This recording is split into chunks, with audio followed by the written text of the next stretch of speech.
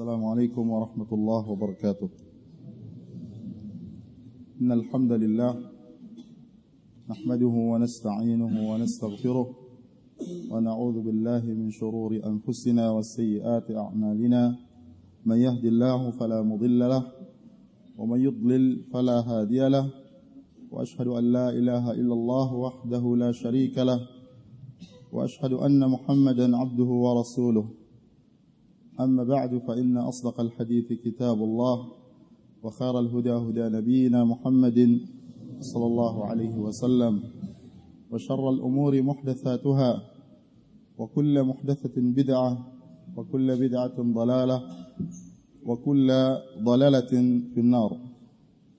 أيها الحضور، في هذا المساء السعيد تشرفنا بإلقاء كلمة طيبة من شيخنا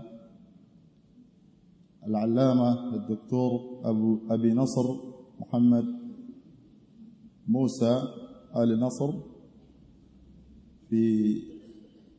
وتكرمنا أو تشرفنا باستماع إن شاء الله تعالى إلى كلمته في هذا الوقت المناسب، ونسأل الله تبارك وتعالى أن يزيده من فضله، أن يزيد له من فضله، وأن يرزقنا حسن الاستماع والاستفادة مما تفضل أو ما سيتفضل به فضيلته إن شاء الله تعالى. فليتفضل لكلمته أو لكلمة فضيلته مشكورا جزيلا أو مشكورا، فليتفضل مشكورا. الحمد لله والصلاة والسلام على رسول الله وعلى آله وصحبه ومن والاه. كنت ألقيت محاضرة في هذا المسجد المبارك بأهله،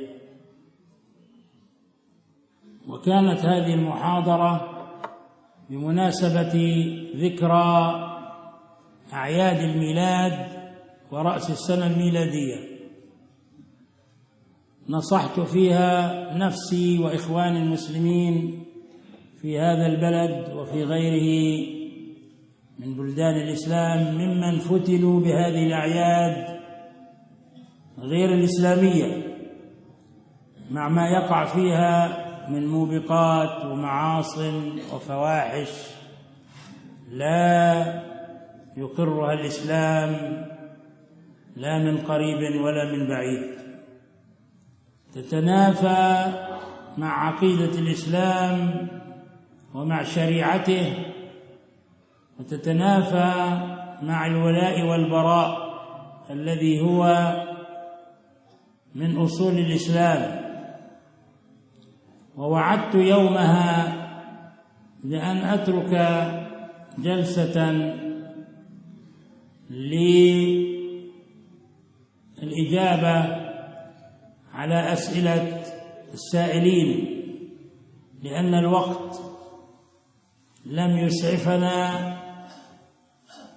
يومها.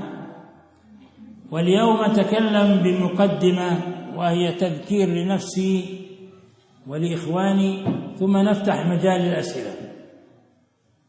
فكلمتي ستكون موجزة ومختصرة، ثم بعد ذلك نجيب على أسئلتكم، وأرجو أن تكون مكتوبة، أرجو أن تكون مكتوبة،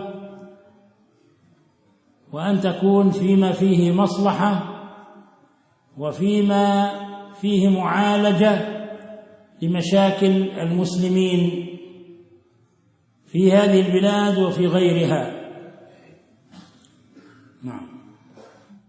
Beliau setelah mengucapkan pujian kepada Allah Subhanahu wa taala dan selawat kepada Rasulullah sallallahu alaihi wasallam, beliau mengatakan bahwa beliau pernah menyampaikan kajian sebelumnya di masjid ini beberapa hari yang dahulu, dan beliau ketika di muhadharah sebelumnya membicarakan tentang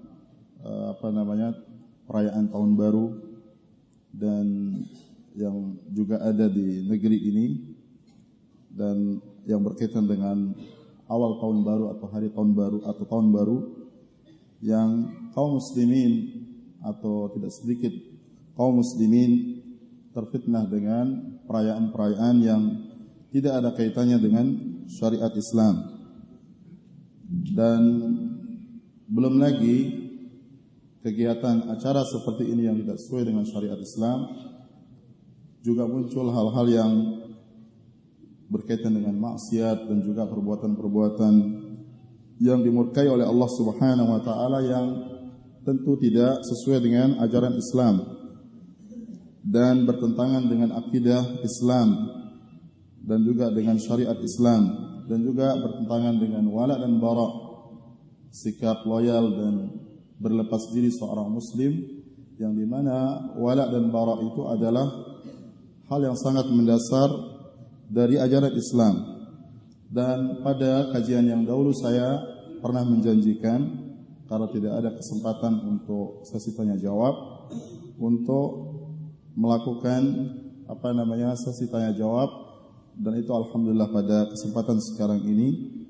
Oleh karena itu pada kesempatan ini saya akan mungkin membuka muqaddimah ringkas yang berkaitan dengan tanya jawab ini, dan saya akan mempersilahkan atau memberikan kesempatan kepada yang hadir untuk menyampaikan permasalahan-permasalahan yang berkaitan dengan kaum muslimin, dan kita harapkan itu dalam bentuk tertulis, dia ditulis di kertas kemudian disampaikan ke depan, yang insyaallah taala semoga tanya jawab ini berkaitan dengan masalah yang maslahat dan bermanfaat bagi kaum muslimin, dan juga menyelesaikan permasalahan-permasalahan yang dihadapi oleh kaum muslimin di negeri ini atau di luar negeri ini.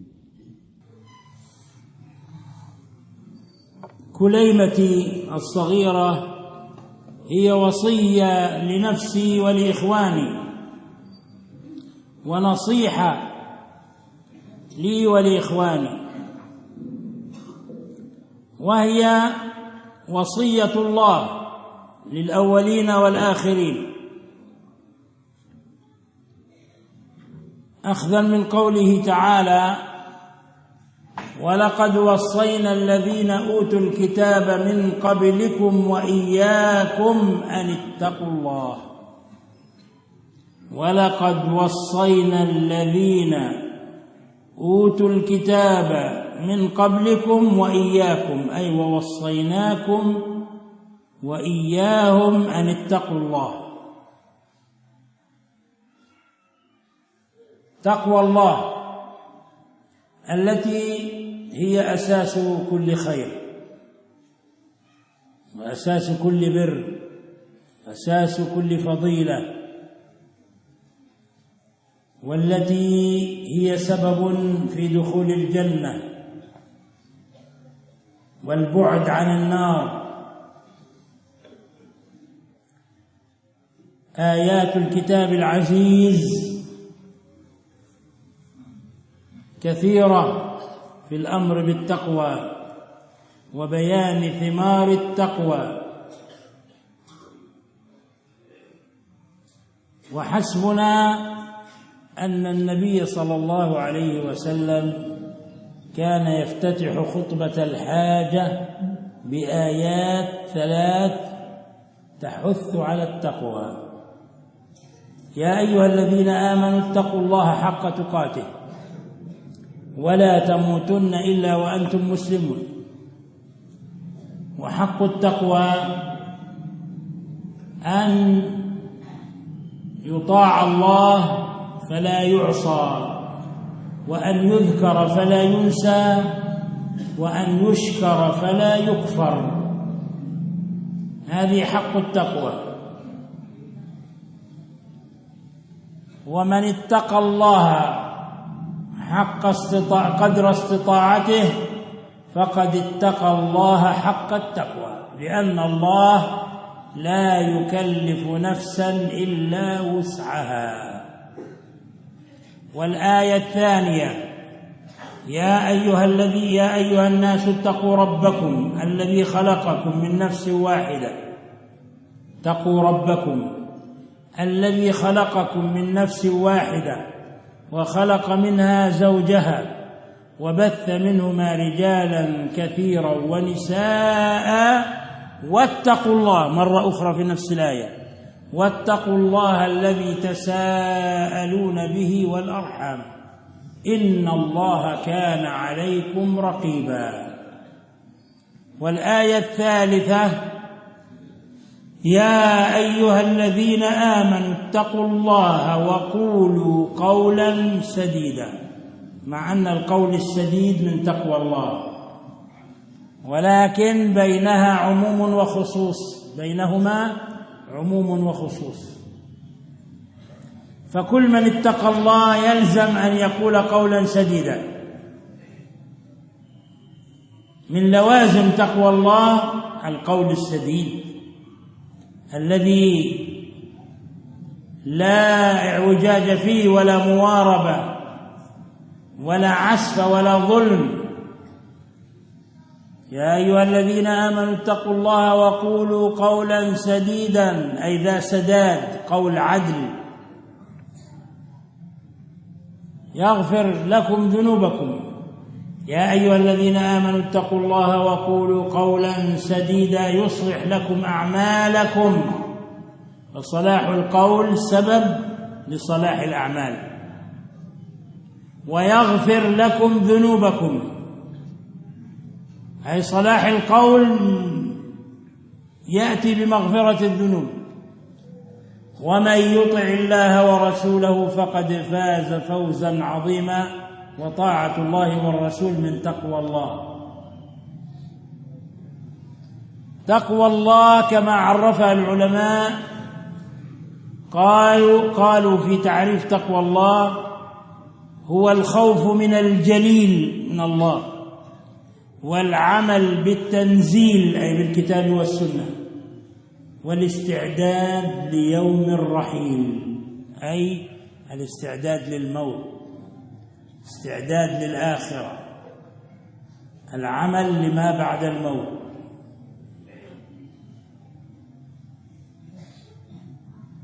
وتقوى الله أن تجعل بينك وبين ما تخاف وقاية، أن تجعل بينك وبين ما تخاف وقاية. إذا كنت تخاف دخول النار فاجعل بينك وبين النار وقاية، كقوله صلى الله عليه وسلم الصوم جنة أي وقاية. ومن صام يوما في سبيل الله ابتغاء وجه الله باعد الله بينه وبين النار 70 خريفا. وكقوله عليه الصلاة والسلام اتقوا النار ولو بشق تمرة، يعني شق تمرة، نصف تمرة تتصدق بها لوجه الله على صغرها وعلى يعني حقارتها في نظر الناس، لكنها عند الله تقيك النار، تصرف عنك نار جهنم، تكون سببا لدخولك الجنة. Kemudian beliau menyebutkan bahwasanya pada kesempatan ini saya ingin menyampaikan wasiat yang dia adalah wasiat Allah Subhanahu wa taala kepada para nabi dan para rasul, dan wasiat juga bagi kaum mukminin, wasiat bagi saya dan bagi kalian, bagi antum semua, yaitu wasiat takwa kepada Allah Subhanahu wa taala. Sebagaimana Allah berfirman dalam Al-Qur'an yang artinya, dan sungguh kami telah wasiatkan kepada orang-orang yang diberikan Alkitab terdahulu dan juga kepada kalian agar kalian bertakwa kepada Allah Subhanahu wa taala. Dan sungguh ketakwaan kepada Allah Subhanahu wa taala adalah sebab kemuliaan dan juga sebab seseorang itu masuk ke dalam surga, dan juga sebab orang itu dijauhkan dari api neraka. Di dalam Al-Quran terdapat banyak sekali ayat-ayat yang menunjukkan tentang ketakwaan, juga buah dari ketakwaan, dan yang berkaitan dengan ketakwaan. Dan cukuplah kita mengambil apa yang menjadi bukti tentang pentingnya ketakwaan, bahwasanya Rasulullah sallallahu alaihi wasallam kalau beliau membaca khutbatul hajah, beliau memulai dengan 3 ayat yang dia adalah perintah untuk bertakwa kepada Allah Subhanahu wa taala. Seperti yang berkaitan dengan perintah untuk bertakwa kepada Allah Subhanahu wa taala. Kemudian hak takwa itu sendiri adalah yaitu agar Allah Subhanahu wa taala ditaati dan bukan justru orang berbuat maksiat kepada Allah Subhanahu wa taala. Juga agar Allah Subhanahu wa taala selalu diingat dan bukan justru dilupakan. Dan juga agar Allah Subhanahu wa taala selalu disyukuri dan bukan dikufuri.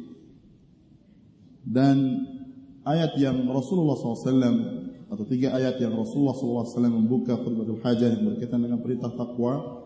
Yang pertama adalah firman Allah Subhanahu wa taala yang artinya, wahai orang-orang yang beriman, bertakwalah kalian dengan sebenar-benar takwa. Dan janganlah kalian mati kecuali dalam keadaan kalian muslim. Ayat ini menunjukkan tentang perintah agar kita bertakwa dengan takwa yang sebenarnya. Dan di dalam Islam yang dimaksudkan dengan seseorang mewujudkan ketakwaan yang sebenar atau yang sebenarnya adalah mewujudkan ketakwaan sesuai dengan kemampuan seperti yang diperintahkan oleh Allah Subhanahu wa taala. Maka manakala seseorang mewujudkan ketakwaan sesuai dengan kemampuan yang dia miliki, maka dia berarti mewujudkan ketakwaan yang sebenarnya. Kemudian agar seorang itu tidak mati kecuali dia dalam keadaan muslim. Artinya dia tetap teguh di atas pendirian dan ketakwaan kepada Allah Subhanahu wa taala. Kemudian ayat yang kedua, yaitu Rasulullah SAW membacakan firman Allah Subhanahu wa taala yang artinya, wahai orang-orang yang beriman, bertakwalah kalian kepada Rabb kalian yang telah menciptakan kalian dari satu jiwa. Dan juga ayat ini menjelaskan kemudian di akhirnya tentang perintah diulang kembali dalam ayat itu juga, yaitu perintah ketakwaan kepada Allah Subhanahu wa taala, yang dimana dia Allah Subhanahu wa taala yang kalian bertanya tentangnya, juga tentang rahim. Kemudian di ayat yang ketiga, jadi di situ disebutkan pengulangan perintah ketakwaan dalam satu ayat itu sendiri, menunjukkan pentingnya apa? Ketakwaan kepada Allah Subhanahu wa taala. Kemudian ayat yang ketiga yang dibaca oleh Rasulullah sallallahu alaihi wasallam, yaitu ayat yang artinya, wahai orang-orang yang beriman, bertakwalah kalian kepada Allah dan berkatalah kalian perkataan yang baik. Dan barang siapa yang taat kepada Allah Subhanahu wa taala dan Rasulnya, maka dia pasti sukses, pasti dia beruntung dengan keberuntungan yang besar. Ayat ini menunjukkan pertama ketakwaan kepada Allah Subhanahu wa taala, yang dimana di situ ada umum dan khusus. Perkataan yang baik dia bagian dari ketakwaan, dia khusus. Perintah ketakwaan itu sifatnya umum, dan ini menunjukkan tentang pentingnya ketakwaan kepada Allah Subhanahu wa taala. Dan kelaziman dari bertakwa kepada Allah Subhanahu wa taala adalah berkata yang baik. Dan berkata yang baik itu artinya berkata yang lurus, berkata yang benar, tidak ada kebengkokan padanya, tidak ada kezaliman padanya, dan hal-hal yang dimurkai oleh Allah Subhanahu wa taala. Dan juga perkataan yang baik itu disebutkan bahwasanya menghasilkan yaitu kebaikan, di mana dalam ayat tersebut disebutkan bahwasanya orang yang bertakwa, perintah Allah Subhanahu wa taala, bertakwalah kalian kepada Allah dan ucapkanlah perkataan yang baik, maka Allah Subhanahu wa taala akan memperbaiki amal kalian. Maka di situ ada keterkaitan bahwasanya baiknya amal itu karena sebab adanya ketakwaan kepada Allah Subhanahu wa taala. Dan kemudian baiknya amal seseorang atau adanya amal soleh pada diri seseorang, itulah yang menghasilkan apa yang difirmankan oleh Allah dalam ayat tersebut, bahwa Allah akan mengampuni dosa-dosa kalian. Jadi orang akan diampuni dosa-dosanya manakala dia beramal saleh. Dan kemudian pada ayat itu diakhirkan dengan bahwasanya orang-orang yang taat kepada Allah dan Rasulullah sallallahu alaihi wasallam berarti dia telah mendapatkan keberuntungan yang besar. Disebutkan oleh para ulama tentang definisi takwa itu sendiri, bahwa takwa itu adalah takut kepada Allah Subhanahu wa taala dan beramal dengan Al-Qur'an dan sunnah Rasulullah sallallahu alaihi wasallam dan mempersiapkan diri untuk hari akhirat, mempersiapkan diri untuk hari kembalinya semua manusia kepada Allah Subhanahu wa taala. Dan ketakwaan artinya kembalinya manusia setelah kematian, artinya bersiap untuk sesuatu yang setelah kematian, yaitu hari akhirat. Dan bertakwa kepada Allah Subhanahu wa taala artinya engkau menjadikan antara dirimu dengan sesuatu yang mendindingi, yang menjaga dirimu, misalnya menjaga dirimu dari api neraka. Bertakwa kepada Allah Subhanahu wa taala artinya engkau menjadikan antara dirimu dengan api neraka, dengan azab Allah Subhanahu wa taala, yaitu dinding yang memisahkan engkau sehingga engkau tidak kena dengan azab Allah Subhanahu wa taala. Dan hal ini dijelaskan oleh Rasulullah SAW dalam beberapa hadis. Di antaranya hadis yang maknanya bahwa puasa itu adalah tameng, yaitu yang menjaga, yang melindungi seseorang dari azab neraka. Kemudian juga dalam hadis yang lain Rasulullah SAW menyebutkan yang maknanya barang siapa yang berpuasa di jalan Allah Subhanahu wa taala, maka dia akan dijauhkan oleh Allah Subhanahu wa taala dirinya atau wajahnya dari neraka dalam perjalanan 70 tahun. Kemudian juga Rasulullah SAW dalam hadis yang lain mengatakan yang maknanya takutlah kalian atau bertakwalah kalian kepada Allah, yaitu dengan takut kepada neraka, azab neraka, walaupun dengan sepotong korma. Belahan atau satu potong korma mungkin dalam pandangan manusia sesuatu yang remeh, sesuatu yang kecil, tidak bernilai, tetapi itu bernilai besar di sisi Allah Subhanahu wa taala, di mana dia bisa menjadikan orang itu terjaga dan terlindung dari azab api neraka. أمر الله بالتقوى في أول كتابه فقال واتقوا النار التي وقودها الناس والحجارة أعدت للكافرين، وأمر بالتقوى في آخر آية أنزلها على نبيه صلى الله عليه وسلم، وهي قوله تعالى واتقوا يوما ترجعون فيه إلى الله، واتقوا يوما ترجعون فيه إلى الله، أي اعملوا لهذا اليوم واستعدوا لهذا اليوم الذي لا ينفع نسب ولا مال ولا جاه، يوم لا ينفع مال ولا بنون إلا من أتى الله بقلب سليم. وكذلك سنة المصطفى صلى الله عليه وسلم حافلة بالأمر بتقوى الله، ومن أشهرها ما يسمى بالوصية الصغرى التي شرحها شيخ الإسلام ابن تيمية هذا الحديث، وهو قوله صلى الله عليه وسلم لبعض أصحابه اتق الله حيثما كنت، اتق الله حيثما كنت وأتبع السيئة الحسنة تمحها وخالق الناس بخلق حسن. اتق الله حيثما كنت ليس فقط في المسجد تتظاهر بتقوى الله، ليس فقط في المناسبات والمواسم الدينية تبكي وتتظاهر بتقوى الله، لا، تتقي الله في السوق كما تتقي الله في المسجد، تتقي الله خارج بيتك كما تتقي الله داخل بيتك مع أهلك وأسرتك كما تتقي الله مع رفاقك وأصحابك وخارج بيتك، تتقي الله في كل مكان، لأن التقوى ليس عباءة تلبس في المناسبات، وليس مادة تحفظ لحين الاستهلاك. تقوى الله ينبغي أن تكون هي شعارك وهي دثارك، وينبغي أن تكون ملازمة لك في كل أحوالك، حتى تدرج في أكفانك فتموت على تقوى الله وتلقى الله على تقوى الله، لكي تقطف ثمار تقوى الله، لأن ثمار تقوى الله بينها الله. بعض الناس يتظاهرون بالتقوى في المواسم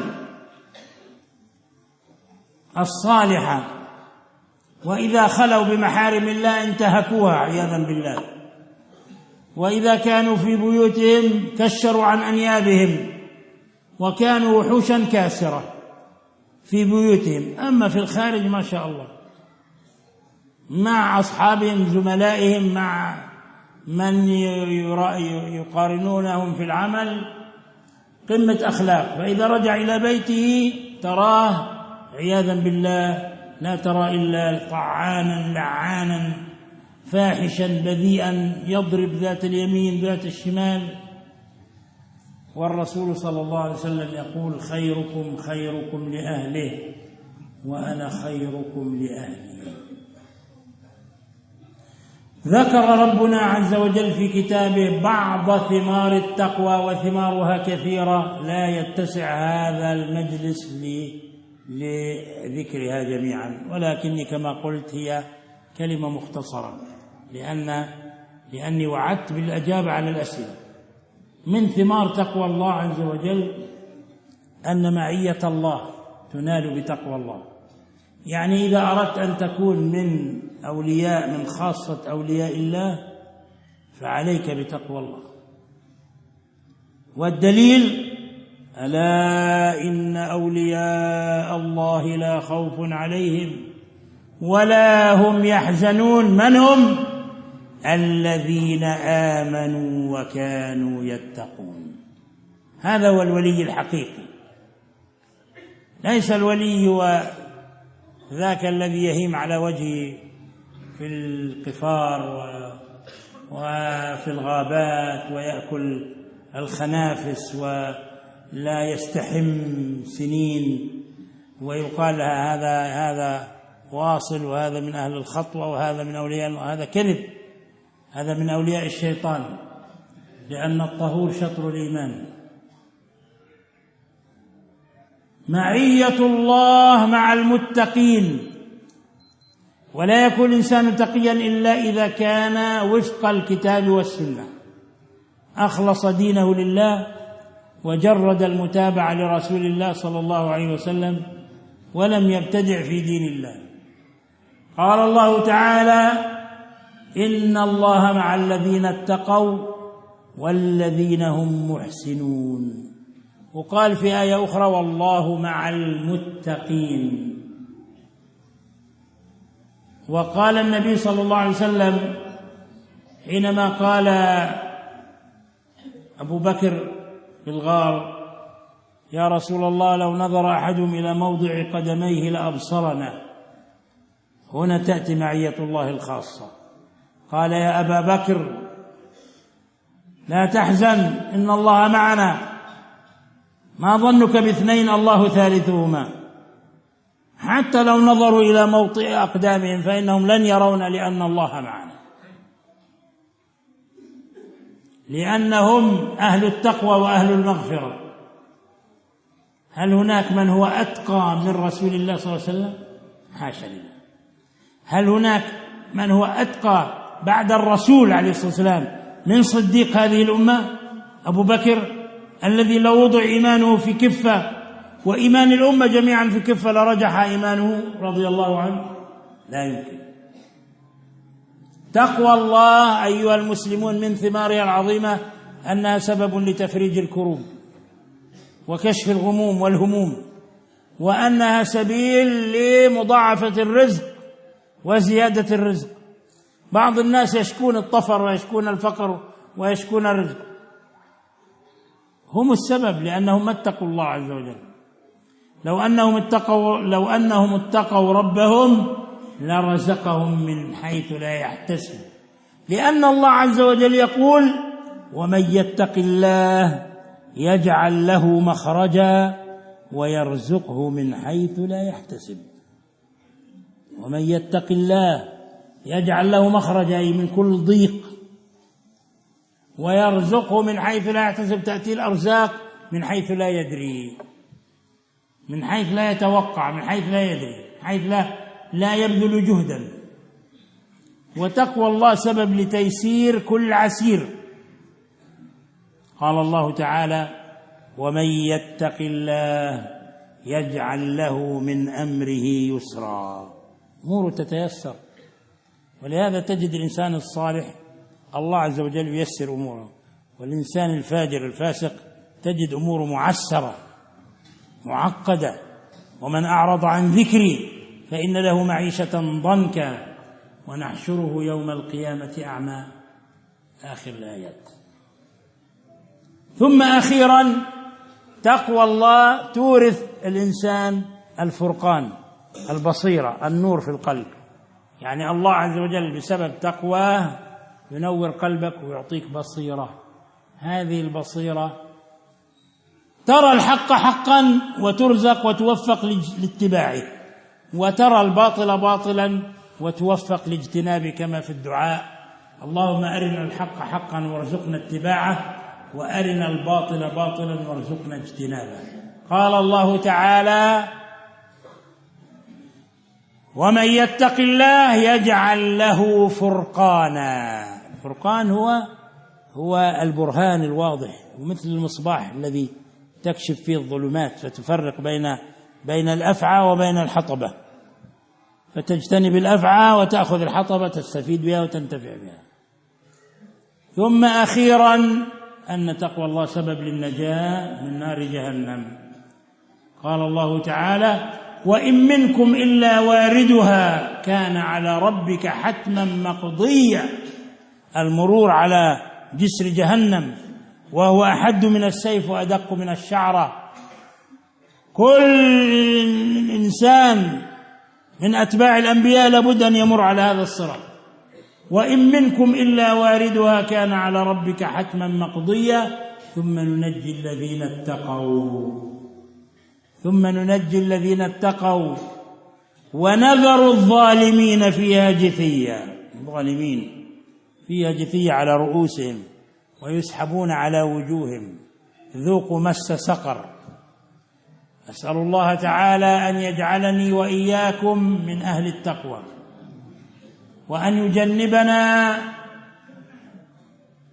وأن يجنبنا أسباب سخطه، وأن يجعلنا ممن يستمعون القول فيتبعون أحسنه، وأن يفقهنا في الدين، وأن يعلمنا التأويل، إنه ولي ذلك والقادر عليه. وصلى الله وسلم على نبينا محمد وآله وسلم تسليما كثيرا. Kemudian beliau mengatakan bahwasanya Allah Subhanahu wa taala memerintahkan untuk bertakwa kepada Allah Subhanahu wa taala pada awal ayat yang ada di dalam Al-Qur'an dan juga pada akhir ayat yang diturunkan oleh Allah Subhanahu wa taala, yang maknanya bertakwalah kalian kepada Allah Subhanahu wa taala pada hari kalian dikembalikan kepada Allah Subhanahu wa taala, yaitu agar kita bersiap dan bersungguh-sungguh pada hari ketika semua manusia dikembalikan kepada Allah Subhanahu wa taala, yaitu pada hari kiamat. Pada hari seperti yang disebutkan oleh Allah dalam Al-Qur'an tidak bermanfaat, yaitu harta benda dan anak-anak, kecuali orang yang datang dengan hati yang selamat. Allah Subhanahu wa taala di dalam sunnah Nabi Muhammad sallallahu alaihi wasallam terdapat banyak, yaitu perintah dari Rasulullah SAW yang berkaitan dengan ketakwaan. Tetapi cukup pada kesempatan ini saya sampaikan, yaitu wasiat kecil dari Rasulullah SAW yang dijelaskan oleh Syekhul Islam Ibn Taimiyah rahimahullah, yaitu wasiat Rasulullah SAW kepada para sahabat, yang artinya bertakwalah kamu kepada Allah Subhanahu wa taala di mana saja kamu berada, dan ikutkanlah keburukan yang kamu perbuat dengan kebaikan, maka dia pasti akan menghapusnya, dan berakhlaklah kepada manusia dengan akhlak yang baik. Di sini ada perintah untuk kita bertakwa kepada Allah di mana saja kita berada. Bertakwa kepada Allah Subhanahu wa taala bukan hanya di masjid dan juga bukan hanya pada waktu musim-musim ibadah saja, tetapi kita bertakwa kepada Allah di mana saja. Kita bertakwa kepada Allah di pasar, kita bertakwa kepada Allah di masjid, kita bertakwa kepada Allah di dalam rumah kita, kita bertakwa kepada Allah Subhanahu wa taala di luar rumah kita, kita bertakwa kepada Allah Subhanahu wa taala di dalam rumah kita bersama keluarga-keluarga kita. Ketika kita keluar dari rumah, kita bertakwa kepada Allah dengan orang-orang yang menemani kita, teman-teman dekat kita. Jangan seperti sebagian yang kadang-kadang kalau dia di luar rumah, dia bertakwa kepada Allah tampak, bermuamalah yang baik kepada teman-temannya dan seterusnya. Tetapi begitu dia kembali ke dalam rumahnya, dia menjadi seorang yang jauh dari ketakwaan kepada Allah Subhanahu wa taala. Tidak ada muncul dari lisannya kecuali celaan terhadap keluarganya, terhadap istrinya, atau dia memukulnya, atau dia menzaliminya dan sebagainya. Padahal Rasulullah sallallahu alaihi wasallam bersabda di dalam hadis, sebaik-baik kalian adalah orang-orang yang paling baik kepada istrinya, dan aku adalah orang yang paling baik kepada istriku atau keluargaku. Kemudian hendaklah diketahui bahwa takwa itu bukan seperti pakaian yang begitu saja dengan mudah orang itu melepaskannya kapan saja dia mau.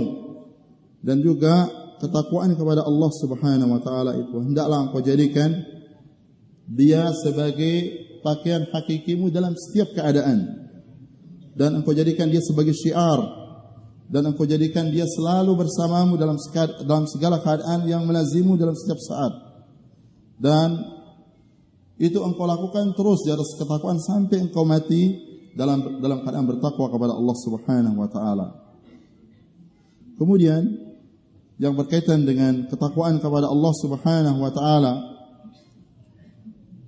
bahwa bertakwa kepada Allah Subhanahu wa taala manakala dilazimi, artinya terus seorang itu dalam ketakwaan pada kondisi apapun, maka dia insyaallah taala akan mendapatkan buah dari ketakwaan itu sendiri. Sebagian orang kadang-kadang seperti yang disebutkan, dia hanya menetapi ketakwaan itu pada musim-musim tertentu saja dari ibadah kepada Allah Subhanahu wa taala. Sebagian kadang-kadang dia bertakwa kepada Allah Subhanahu wa taala kalau dia berada di tengah-tengah manusia. Tetapi begitu dia berada seorang diri, dia dengan mudah menginjak-injak kehormatan Allah Subhanahu wa taala. Oleh karena itu, seseorang dia harus berusaha menjaga ketakwaan kepada Allah Subhanahu wa taala. Dan di antara buah dari ketakwaan kepada Allah Subhanahu wa taala, tentu saya akan sebutkan di sini kata beliau sebagian saja karena tidak mungkin kita akan menyebutkan, yaitu pada majelis yang singkat ini semua yang berkaitan dengan buah dari ketakwaan itu. Yang terpenting adalah ma'iyatullah. Seseorang akan selalu bersama dengan Allah Subhanahu wa taala. Allah yang membelanya, Allah yang menolongnya, Allah selalu dekat pada dirinya, selalu berada di hatinya. Dan dengan itulah seseorang, artinya dengan ketakwaan dan buah dari ketakwaan kepada Allah, seseorang dia akan menjadi wali dari wali-wali Allah Subhanahu wa taala. Sebagaimana yang Allah Subhanahu wa taala sebutkan di dalam Al-Qur'an, yang artinya ketahuilah bahwa sesungguhnya wali-wali Allah Subhanahu wa taala tidak ada rasa takut atas mereka, dan tidak ada mereka itu bersedih. Yaitu mereka adalah orang-orang yang beriman kepada Allah Subhanahu wa taala dan bertakwa kepada Allah Subhanahu wa taala. Dan dengan ini, dengan keimanan dan ketakwaan kepada Allah, dengan itu insyaallah orang akan mencapai kedudukan wali-wali Allah Subhanahu wa taala. Jadi wali-wali Allah bukan orang yang hidup di tengah gurun pasir, menyendiri, menjauhkan diri dari manusia, atau dia tinggal di hutan-hutan menyendiri, menjauhkan diri dari manusia, kemudian dia hidupnya seperti orang yang kotor, dekil dan sebagainya, sehingga orang mungkin takut kepada dirinya. Bukan itu wujud ketakwaan kepada Allah. Bukan itu wujud ketakwaan yang menjadikan seseorang dia menjadi wali Allah. Bahkan lebih dekat, dia itu akan menjadi wali syaitan. Karena Rasulullah SAW menjadikan kebersihan atau kesucian itu bagian daripada keimanan. Bagaimana orang ini kemudian hidup kumal, ya, kotor, menjauh dari orang banyak, tidak membersihkan dirinya, tidak rapi dan sebagainya, dia cocok untuk dia menjadi wali syaitan dan bukan menjadi wali Allah Subhanahu wa taala. Kemudian bertakwa ma'iyatullah, kemudian ma'iyatullah yaitu merasa dekat kepada Allah dan selalu merasa bahwa Allah Subhanahu wa taala bersamanya, artinya bersama hamba yang bertakwa kepada Allah tersebut, dan Allah akan selalu menolongnya. Itu tidak akan terwujud kecuali dengan ittiba', kecuali dengan mengikuti Rasulullah sallallahu alaihi wasallam, mengikuti Al-Qur'an dan sunnah Rasulullah sallallahu alaihi wasallam, sehingga dia berhak untuk mendapatkan janji Allah Subhanahu wa taala seperti yang disebutkan di dalam beberapa ayat dalam Al-Qur'an, di mana Allah berfirman misalnya yang artinya, dan Allah Subhanahu wa taala bersama orang-orang yang bertakwa. Dan juga ayat yang lain yang menunjukkan bahwasanya orang-orang yang bertakwa kepada Allah Subhanahu wa taala selalu akan beserta, bahwa Allah Subhanahu wa taala akan selalu besertanya, artinya menjaganya, melindunginya dan seterusnya. Dan juga warid di dalam sunnah bahwasanya Rasulullah sallallahu alaihi wasallam ketika bersama sahabat Abu Bakar, yaitu lari dan berlindung di Gua Hira dari kejaran orang-orang kafir, di situ sahabat Abu Bakar radhiyallahu taala anhu berkata kepada Rasulullah sallallahu alaihi wasallam ketika melihat kaki-kaki dari orang-orang Quraisy yang hampir mereka akan melihat beliau dan juga Rasulullah SAW. Ya Rasulullah, andaikan orang-orang ini melihat di bawahnya atau di kakinya, dia akan melihat kita. Kemudian Rasulullah SAW mengingatkan sahabat Abu Bakar, ya Abu Bakar, bagaimana pendapatmu kalau seseorang itu beliau mengatakan jangan engkau bersedih, sesungguhnya Allah Subhanahu wa taala bersama kita. Bagaimana persangkaanmu tentang dua orang yang ketiganya adalah Allah Subhanahu wa taala?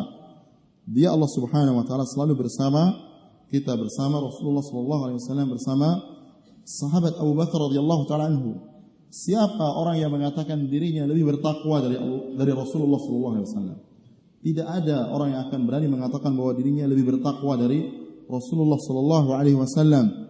Dan juga tidak akan ada orang yang berani mengatakan bahwasanya dia lebih bertakwa setelah Nabi Muhammad sallallahu alaihi wasallam, lebih bertakwa dari Abu Bakar As-Siddiq radhiyallahu taala anhu, yang di mana sahabat Abu Bakar As-Siddiq ini memiliki keutamaan seperti disebutkan oleh Rasulullah SAW dalam hadis, yang andaikan Abu Bakar ini diletakkan di satu kiffah, ya, keimanannya, yaitu Abu Bakar As-Siddiq di dalam satu daun timbangan. Kemudian di sebelahnya semua umat ini, niscaya akan lebih kuat timbangan daripada sahabat Abu Bakar radhiyallahu taala anhu. Jadi menunjukkan apa? Ketakwaan yang benar dari sahabat yang mulia ini. Kemudian bahwasanya bertakwa kepada Allah Subhanahu wa taala, di antara buah daripada ketakwaan tersebut bahwa ketakwaan itu menjadikan seseorang itu dijauhkan dari kegelisahan terhadap sesuatu yang akan datang, atau kegelisahan terhadap sesuatu yang sudah lewat. Dan juga orang yang bertakwa kepada Allah Subhanahu wa taala, dia akan selalu diberikan tambahan rezeki oleh Allah Subhanahu wa taala. Dia tidak akan pernah mengadukan kefakiran, karena orang yang bertakwa kepada Allah Subhanahu wa taala, dia akan dimudahkan rezekinya oleh Allah Subhanahu wa taala dari jalan yang tidak disangka-sangka. Seperti yang disebutkan oleh Allah dalam Al-Qur'an, yang artinya barang siapa yang bertakwa kepada Allah Subhanahu wa taala, maka dia pasti akan diberikan jalan keluar dari segala kesulitan, dan dia akan diberikan rezeki dari jalan yang tidak disangka-sangka. Oleh karena itu orang-orang yang bertakwa kepada Allah, orang yang saleh, berbeda dengan orang yang fasik. Anda akan lihat orang yang saleh itu akan selalu berada dalam kemudahan rezeki. Sebaliknya orang yang fasik, yang jauh dari Allah Subhanahu wa taala, dia akan selalu dalam kesulitan rezeki. Kenapa? Karena dia berpaling dari Allah Subhanahu wa taala. Demikian juga di antara buah dari ketakwaan kepada Allah Subhanahu wa taala, bahwa seorang yang bertakwa kepada Allah akan selalu berada di dalam kemudahan. Seperti firman Allah Subhanahu wa taala, barang siapa yang maknanya, barang siapa yang bertakwa kepada Allah Subhanahu wa taala, maka Allah pasti akan menjadikan semua urusannya mudah. Oleh karena itu orang yang bertakwa kepada Allah Subhanahu wa taala, urusannya semuanya mudah. orang yang tidak bertakwa kepada Allah Subhanahu wa taala seperti orang fasik misalnya tidak akan dijadikan mudah urusannya oleh Allah Subhanahu wa taala. Dan dia pantas mendapatkan apa yang disebutkan oleh Allah Subhanahu wa taala dalam Al-Qur'an yang artinya barang siapa yang berpaling dari peringatanku maka dia akan diberikan kehidupan yang sempit dan kami akan bangkitkan dia di hari kiamat dalam keadaan dia buta. Akhirnya buah dari ketakwaan kepada Allah Subhanahu wa taala itu juga adalah Al-Furqan. Seseorang akan diberikan pembeda oleh Allah Subhanahu wa taala. Dia di dalam kehidupan ini kalau dia bertakwa kepada Allah Subhanahu wa taala diberikan kemudahan oleh Allah untuk membedakan antara yang hak dan yang batil. Dia akan dijadikan jelas bagi yang hak dan kemudian mengikutinya dengan mudah. Dan dia akan dijadikan baginya yang batil itu jelas dan dia dimudahkan oleh Allah Subhanahu wa taala untuk menjauhinya. Seperti yang disebutkan dalam sebagian doa, ya Allah, perlihatkanlah bagiku, bagi kami yang hak itu hak dan berikan kami kemudahan rezeki untuk mengikutinya dan jadikanlah yang batil itu dan tampakkanlah yang batil itu batil dan berikan kami kemudahan untuk menjauhinya. Oleh karena itu ketakwaan kepada Allah yang dia sebagai furqan yang bisa membuahkan furqan, pembeda, dia laksana lampu yang seseorang bisa membedakan ketika di dalam gelap. Dengan lampu tersebut dia akan melihat cahaya yang terang sehingga dia bisa membedakan antara ular dengan yang lainnya dan hal-hal yang berbahaya.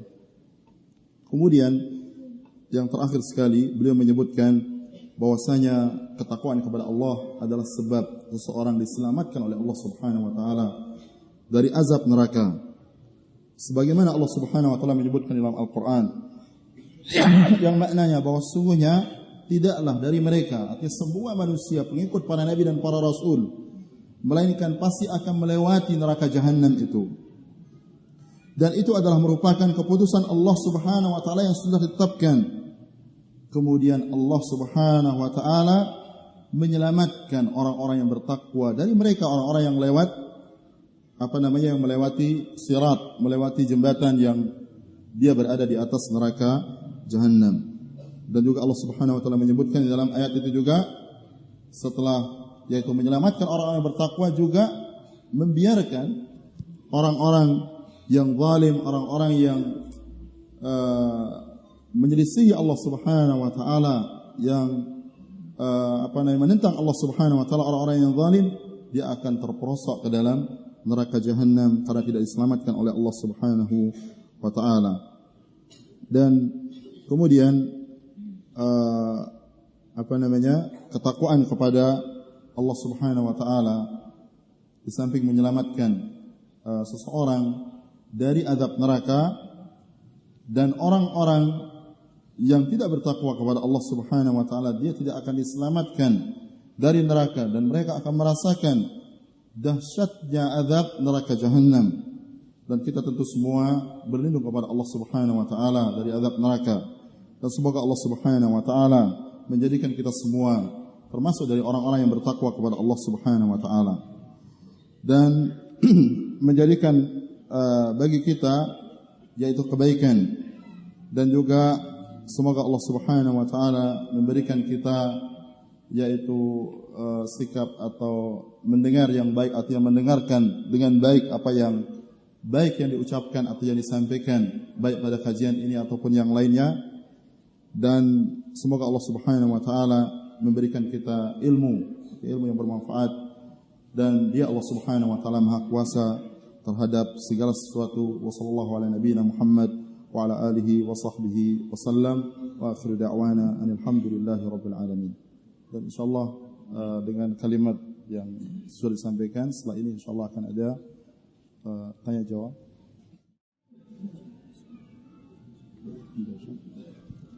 Di sini ada beberapa pertanyaan, pertama dari Radio SKFM. Ya Syekh, bagaimana hukumnya menerima hadiah tahun baru? Karena ada sebagian kerabat yang memberikan hadiah ketika datang tanggal 1 Januari.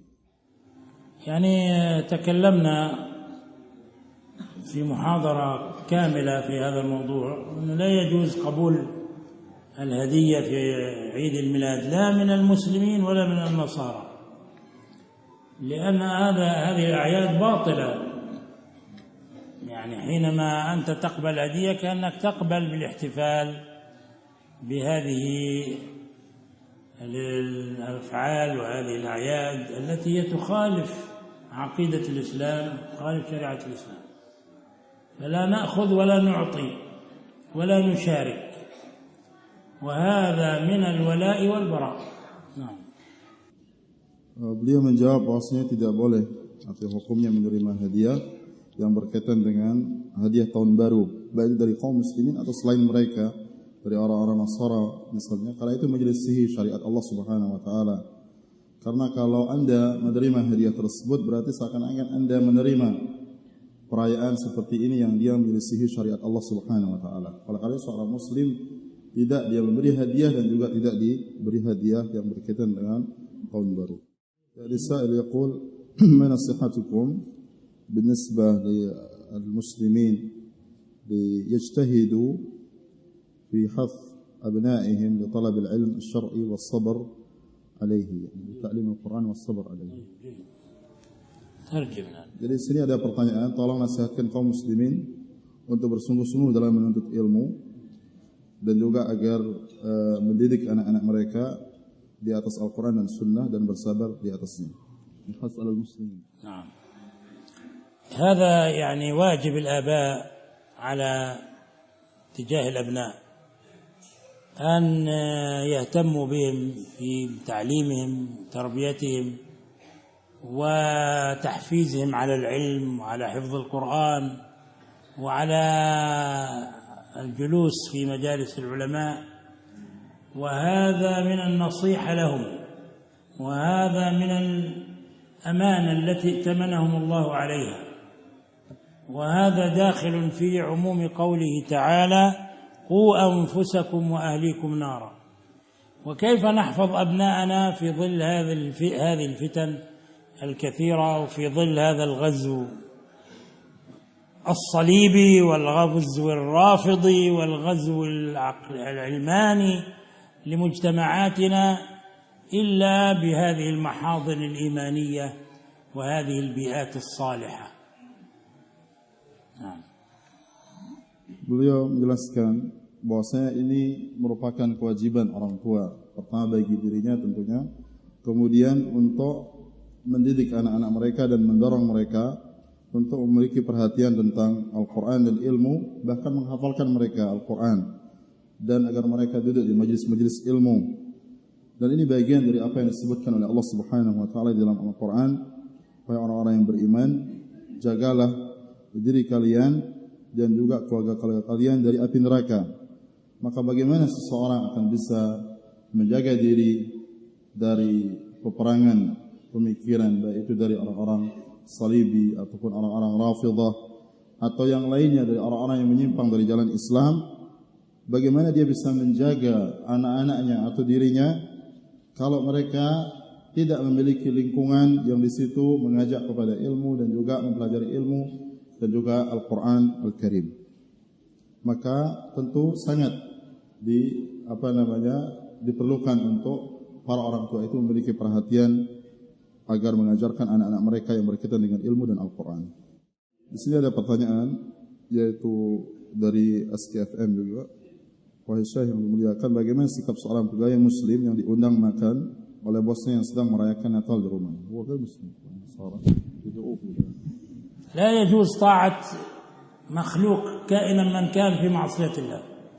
هذا يتنافى مع العقيدة، وهذا يهدم مبدأ الولاء والبراء، ولا يجوز للمسلم أن يداهن في عقيدته وفي دينه، ولا طاعة لمخلوق في معصية الخالق، ورزقه على الله. Beliau menjelaskan bahwasanya tidak ada taat kepada makhluk dalam maksiat kepada Allah Subhanahu wa taala. Seorang muslim tidak boleh dia berbahasa-basi dalam masalah-masalah seperti ini, dan dia tetap berusaha konsisten dengan agama yang dia miliki dan dia meyakini bahwa rezekinya itu dari Allah Subhanahu wa taala. Saya yaqul al-akl lahmi al-qird. Akl lahmi al-qird. لا القرد لا يجوز. لحم القرد لا يؤكل. لا، القرود لأنها ذات ناب، من القرود ما هو ذات ناب. وبعدين القرود يعني صحيح تأكل فواكه وكذا، لكن ما ثبت عن السلف أنهم أكلوا لحم قرد أو أنه أبيح لنا أكل القرود. Beliau di sini ada pertanyaan, apa hukumnya makan daging kera atau monyet? Beliau berkata bahwasanya itu tidak boleh, tidak halal. Karena dia memiliki taring dan itu termasuk sebagian dari hewan-hewan yang dilarang oleh Rasulullah SAW secara umum. Dan para ulama salaf tidak kita dapatkan mereka itu bahwa mereka makan daging kera atau monyet. Dan kaum muslimin tidak memakan daging seperti ini. ويسأل علاقة الإيمان بالتقوى. علاقة الإيمان بالتقوى، نعم. التقوى كلما زادت التقوى زاد الإيمان، والذين اهتدوا زادهم هدى وآتاهم تقواهم. واضح، يعني كلما زاد الإيمان زادت التقوى عند الإنسان، كلما ضعف الإيمان ضعف التقوى. فالتقوى هي زاد للمؤمن. ألا إن أولياء الله لا خوف عليهم الذين آمنوا وكانوا يتقون. Di sini ada pertanyaan tentang apa hubungan antara ketakwaan dan keimanan. Beliau mengatakan bahwasanya sangat erat hubungannya. Kalau seorang bertambah keimanannya, maka pasti dia akan bertambah ketakwaannya kepada Allah. Yani taqwa hiya al-amal bil iman.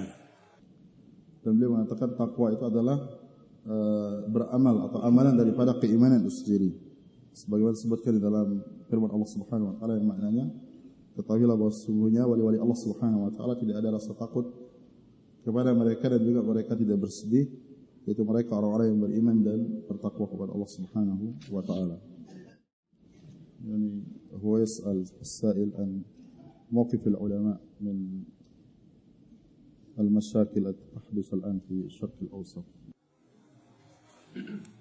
أي مشاكل؟ لازم نسمي الحالة السورية، الحالة المصرية، أي مشاكل. مشاكل الشرق الأوسط كثيرة، العالم الإسلامي يعج بالمشاكل، فنحكم الكتاب والسنة.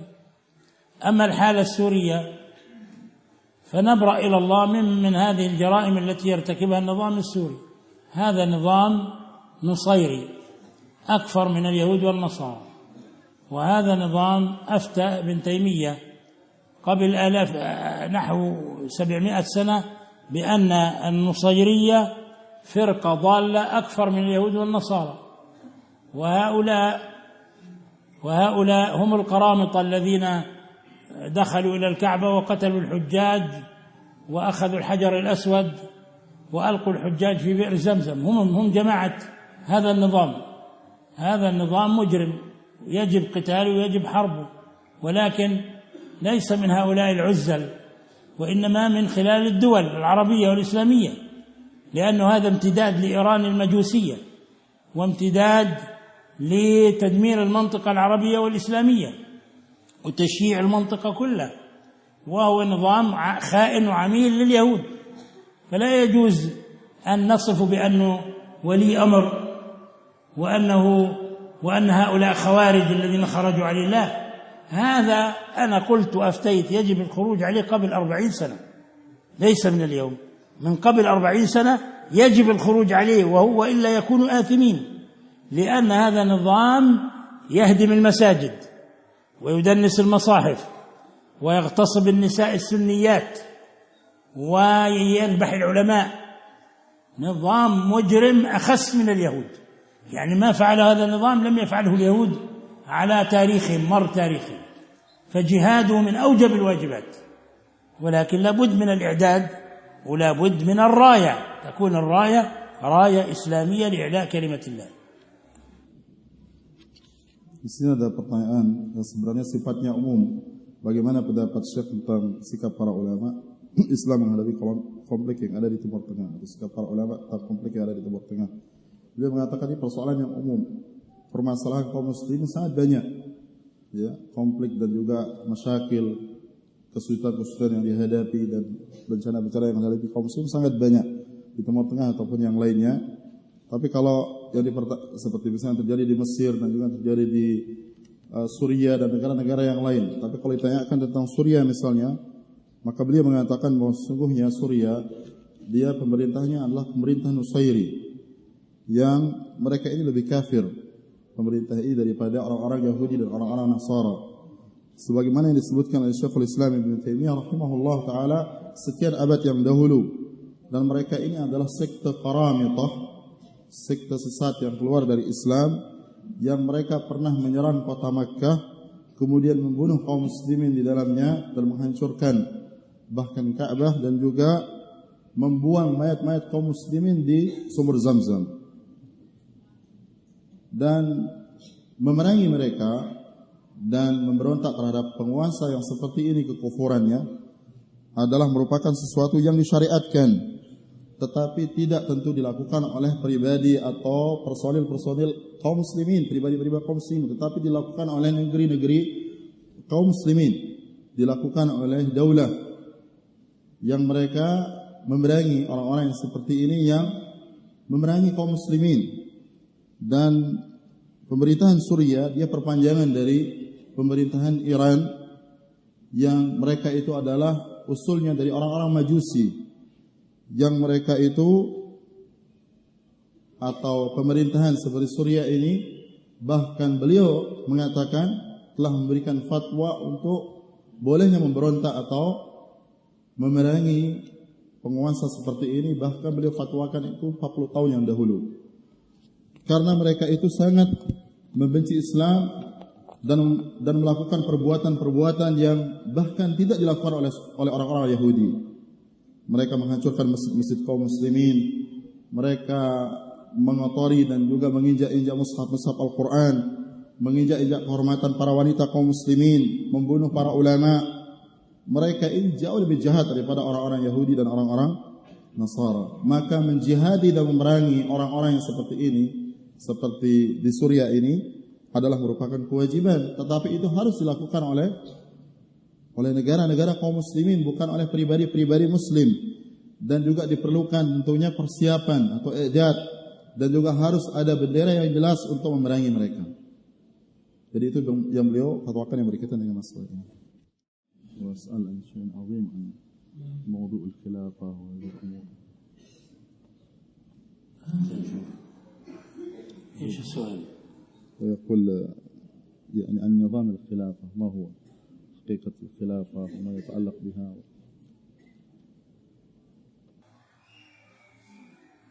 يعني كان الصحابة يسألون عن شيء واقع موجود، ولا يسألوا عن شيء يعني غائب، لكن النبي عليه الصلاة والسلام أخبر بأن ستكون خلافة على منهج النبوة. في حديث عن النبي عليه الصلاة والسلام يبشر بأن الخلافة ستعود، والخلافة هو الخليفة المبايع بيعة شرعية، ويحكم بالكتاب والسنة ويحكم شرع الله ويعدل، ولا يكون تابع لا للشرق ولا للغرب، وإنما هو يكون يعني العلماء، يتبع العلماء وأهل الحل وأهل العقد، هم الذين يعينونه، والناس أهل الشورى ينتخبونه، يقيم بهم العدل والميزان، ويحكم يعني ويجاهد في سبيل الله ويعلي كلمة الله. والخليفة اليوم ما في خليفة، فيه حكومات في كل بلد في الغالب لا تحكم شرع الله، لكن في الجملة مسلمين لا نستطيع أن نحكم بكفرهم، يطبقون بعض الإسلام ويخالفون كثير من تعاليم الإسلام ويقولون نحن مسلمين، وأمرهم إلى الله، وهم على خطر عظيم إذا لم يحكموا شرع الله. لكن خلافة ما هي موجودة الآن. خلافة تكون لما نعود إلى ديننا، إن الله لا يغير ما بقوم حتى يغيروا ما بأنفسهم. إذا عدنا إلى ديننا وأقمنا شرع الله، طبقنا تعاليم الله، ونشرنا العلم الصحيح القائم على الكتاب والسنة وهو علم السلف الصالح، إن شاء الله الخلافة ثمرة مثل الشجرة الصالحة التي تخرج الثمار الطيبة. Tadi ada pertanyaan bagaimana tentang konsep khilafah di dalam Islam. Dia menjelaskan bahwasanya para sahabat dahulu mereka kalau bertanya tentang masalah, mereka bertanya tentang masalah yang real, yang realistis, bukan tentang hal-hal yang mungkin masih jauh.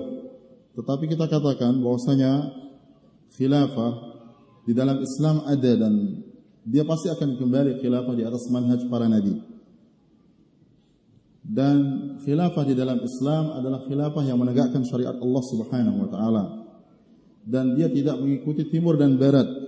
Dan dia khalifah yang dipilih dalam khilafah tersebut adalah dipilih oleh para ulama yang terkumpul di dalam ahlul halli wal aqdi, yaitu mereka yang menentukan khalifah bagi kaum muslimin. Dan khilafah dalam Islam, maka khilafah itu mereka lah yang menegakkan jihad di jalan Allah Subhanahu wa taala. Dan di zaman ini tidak ada khilafah. Yang ada adalah penguasa-penguasa muslim yang sebagian mereka menegakkan hukum Allah, yang sebagian mereka kadang-kadang mengabaikan hukum Allah Subhanahu wa taala. Dan kita katakan mereka, penguasa-penguasa tersebut, dari zahirnya bahwa mereka muslimun. Tidak bisa kita begitu saja gampang mengkafirkan mereka. Tetapi kalau mereka sebagai penguasa muslim atau mereka muslim dan menjadi penguasa, kalau tidak menegakkan hukum Allah Subhanahu wa taala, walaupun kita tidak begitu mudah saja mengkafirkan mereka, tapi mereka berada pada bahaya yang besar manakala mereka tidak menegakkan syariat Allah Subhanahu wa taala. Oleh karena itu yang terpenting bagi kita kaum muslimin adalah menegakkan syariat Allah Subhanahu wa taala pada diri kita masing-masing. Karena Allah Subhanahu wa taala menyebutkan dalam Al-Qur'an yang maknanya sungguhnya Allah Subhanahu wa taala tidak akan merubah suatu kaum sampai mereka merubah diri mereka sendiri. Maka kalau kita tegakkan syariat Allah Subhanahu wa taala pada apa yang kita mampu pada pribadi-pribadi kita, kemudian kita menyebarkan ilmu, kemudian kita melakukan hal-hal yang sifatnya penyebaran terhadap syariat Allah Subhanahu wa taala, penyebaran ilmu dan mengajarkan orang tentang ilmu dan mengamalkan apa yang kita pahami dari syariat Allah Subhanahu wa taala, maka insyaallah Allah Subhanahu wa taala akan menegakkan bagi kaum muslimin khilafah. Karena khilafah itu adalah buah daripada penegakan terhadap syariat Allah pada pribadi-pribadi kaum muslimin. هو يسأل عن سيرة الشيخ الألباني رحمه الله وقال أنه كنا نسمع كثيرا من الشيخ الألباني رحمه الله يذكره الأساتذة والدعاة فحبذا لو أنه والله هذا يحتاج إلى محاضرة كاملة عن شيخنا الألباني. أما أنا أستطيع أن أقول أن الشيخ الألباني كان إماما عظيما وعالما ربانيا،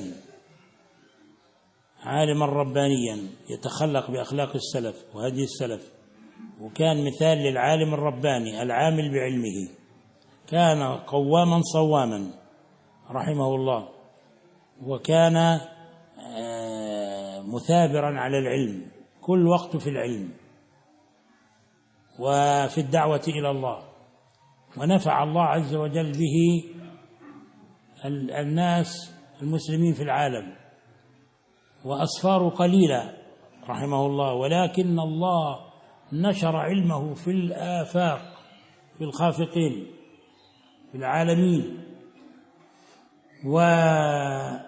وبحكم مرافقتي له وقربي منه أكثر من 20 أو نحو 25 سنة لم أرى عالما مثله في هيبته وفي نور وجهه وفي صدعه بالحق وثباته على الحق.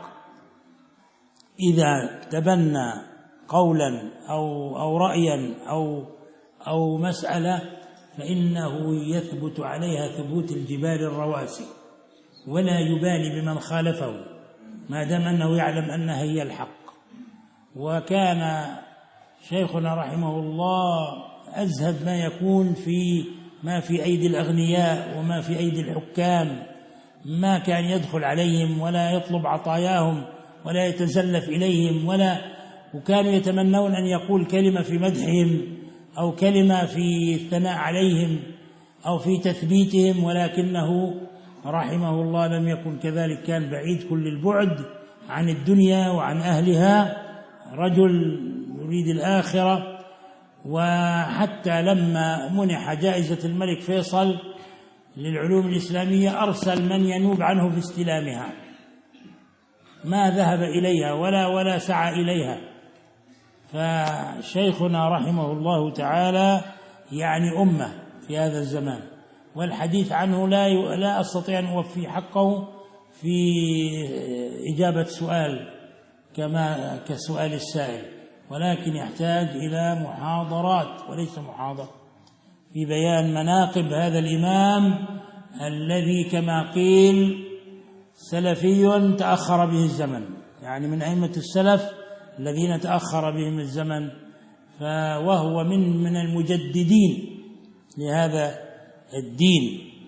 ويكفي أني سمعت شيخنا ابن باز بأذني هذه حينما زرته وسلمت عليه وبلغته السلام شيخنا الألباني، قال: لا أعلم تحت أديم السماء من هو أعلم من الألباني. قال: إيش ما عنده يعني حاجة أن يجامل شيخنا الألباني؟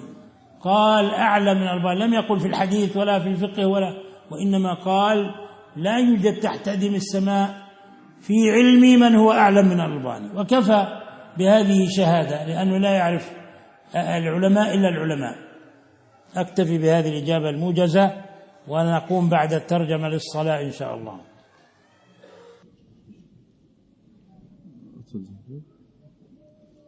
Tadi ada pertanyaan tentang Syekh Al-Albani rahimahullah,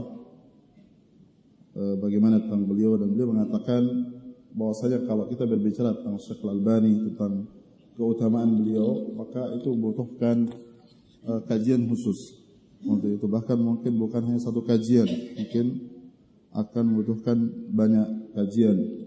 Tapi cukup saya mengatakan, kata beliau, bahwasanya Syekh Al-Albani adalah seorang imam yang agung, dan beliau seorang alim yang dia berakhlak dengan akhlak salaf, seorang alim rabbani yang beliau itu seorang yang selalu bangun malam, selalu banyak berpuasa rahimahullah.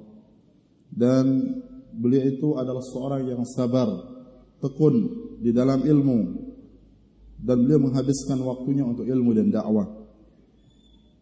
Maka dengan sebab kesungguhan dan juga waktunya yang dihabiskan untuk ilmu dan dakwah, maka Allah Subhanahu wa taala memberikan manfaat yang besar dengan sebab Syekh Al-Albani di semua negeri, memberikan manfaat kepada semua kaum muslimin di banyak negeri dengan ilmu yang beliau miliki. Bahkan ilmu beliau menyebar hampir di seluruh penjuru dunia, dan karena saya, kata beliau, mendampingi dan dekat dengan Syekh Al-Albani hampir kurang lebih 25 tahun, maka aku tidak pernah melihat seorang alim yang semisal dengan beliau, yang beliau kalau mengatakan yang hak, maka beliau membela yang hak dan sabat dan istiqamah di atas yang hak. Dan beliau kalau berpendapat tentang suatu masalah yang tentunya dengan dalil, maka beliau teguh dan kokoh dengan pendapat itu, walaupun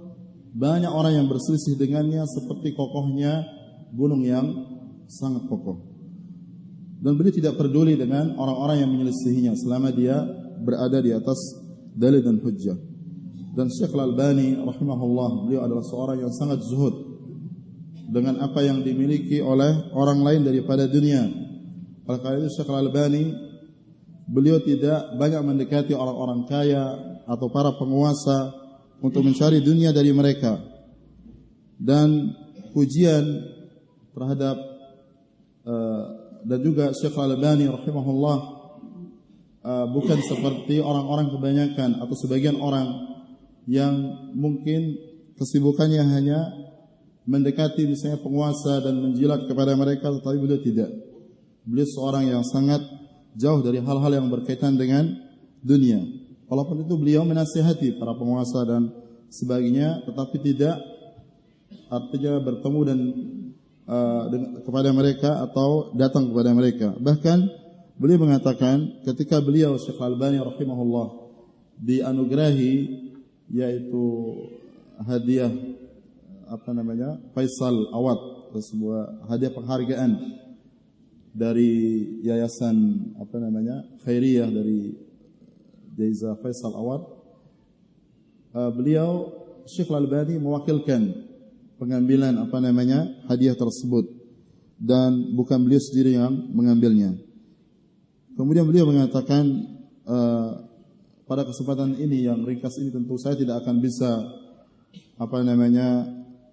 memuaskan jawaban bagi penanya tentang masalah Syekh Al-Albani, karena bisa saya katakan Syekh Al-Albani itu adalah seorang salaf, seorang salafi yang tertunda zamannya.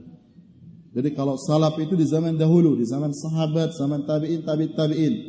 Tapi Syekh Al-Albani seakan-akan beliau orang-orang yang hidup di zaman sahabat, tabi'in dan tabi'in, tapi tertunda dia zaman hidupnya di zaman sekarang ini.